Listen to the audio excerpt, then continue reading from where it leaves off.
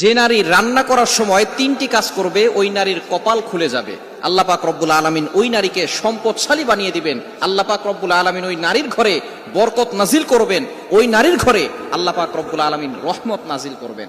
অনেক মা বোনেরা এখন কিন্তু সংসারের ভিতরে সুখ চান, শান্তি চান, ঘরের ভিতরে রহমত চান, বরকত চান।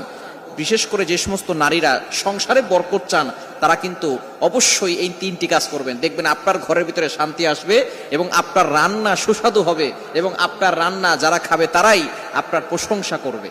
আমরা অনেকেই কিন্তু নিজের প্রশংসা শুনতে চাই এবং অনেকেই আমরা ঘরের ভিতরে বরকত চাই, রহমত চাই। এজন্য আমরা এই তিনটি কাজ করব। নাম্বার ওয়ান, এক নাম্বার হচ্ছে আপনি যখনই রান্নাঘরে প্রবেশ করবেন তখন আপনি সালাম দিবেন। মনে রাখবেন রান্নাঘরে কিন্তু চুলা আছে। এই চুলা, গ্যাসের চুলা বলেন আর যেই চুলাই বলেন, এই চুলা থাকার কারণে যখন আপনি রাতের বেলা সেখানে থাকেন না, এখানে কিন্তু জিন জাতি থাকার সম্ভাবনা আছে।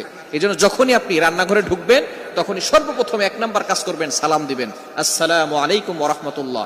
কেউ থাকুক আর না থাকুক, ঘরে যখনই প্রবেশ করবেন, যদি ঘরে কেউ নাও থাকে তারপরে সালাম দিবেন, কারণ ঘরের ভিতরে অনেক সময় শয়তান থাকে। আপনার সালাম দেওয়ার কারণে সেই শয়তান সেখান থেকে বের হয়ে যাবে।